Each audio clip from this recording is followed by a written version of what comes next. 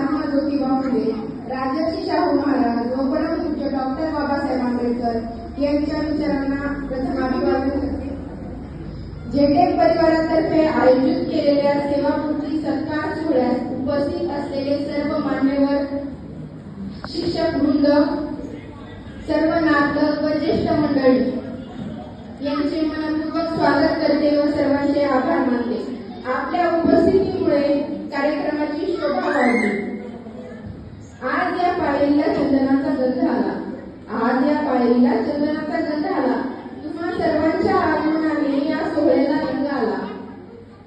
आजचा दिवस आमच्या संपूर्ण कुटुंबासाठी आणि विशेषतः माझ्यासाठी अत्यंत भावनिक आणि अभिमानाचा आहे. माझे वडील आयुष्यमान सतीश ज्ञानोबा झेंडे यांची सरस्वती हायस्कूल धाराशिव या संस्थेतून 31 मे 2025 रोजी निवृत्ती झाली. प्रथम माझ्या पप्पांना रिटायरमेंटच्या हार्दिक शुभेच्छा. पप्पांनी नोकरीतले 31 वर्ष पूर्ण करून आज रिटायर झाले आहेत. त्यांना नवीन इनिंगसाठी सुद्धा खूप शुभेच्छा. वडिलांबद्दल काय सांगायचं? वडिलांबद्दल बोलायचं खूप असतं, मनात खूप असतं, पण कधी आपण एक्सप्लेन करत नाही. त्यामुळे ते मनातच राहून जातं. ते म्हणतात ना, आईशिवाय पूर्ण घर अपूर्ण असतं, तसं वडिलांशिवाय पूर्ण आयुष्य अपूर्ण असतं. पप्पा, तुम्ही आम्हाला घडवलं, मोठं केलं, शिकवलं. आज जे काही आम्ही आहोत, म्हणजे मी डॉक्टर दीक्षा आणि साहिब इंजिनियर, आम्ही हे दोघेही आहोत ते फक्त तुमच्या मेहनतीमुळे. प्रत्येक पुरुषाच्या यशामागे बायकोचा पाठिंबा असतो.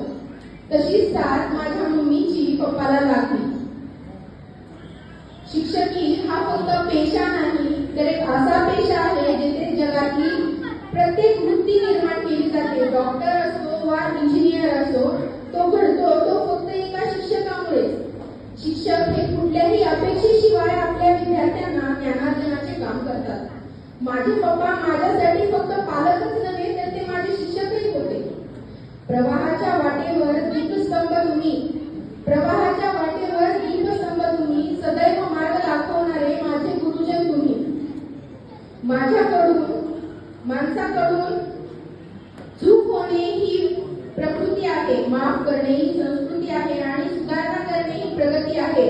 हे नेहमीच माझ्या पप्पांकडून मला शिकायला मिळाले. माझ्या पप्पांनी खूप नाती जोडली. माणसांना आपलेसे करून घ्यायला मी त्यांच्याकडून शिकले. संयम आणि शांततेने जग जिंकता येते हे त्यांनीच मला समजावले. पप्पा, तुमचं प्रेम, काळजी आणि तुमची शिकवण माझ्यासाठी खूप मौल्यवान आहे. तुम्ही माझे मार्गदर्शक आहात. तुमच्याकडून मला जीवनात यशस्वी होण्याचा एक आत्मविश्वास मिळाला. पप्पा नेहमीच कामासाठी प्रामाणिक व सत्यनिष्ठ होते.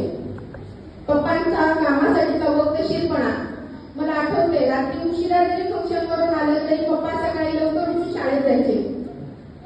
इतक्या खडतर प्रवासातून उंच भरारी घेणाऱ्या तुमच्या आयुष्याकडे जेव्हा बघते तेव्हा मला खूप काही शिकायला भेटते.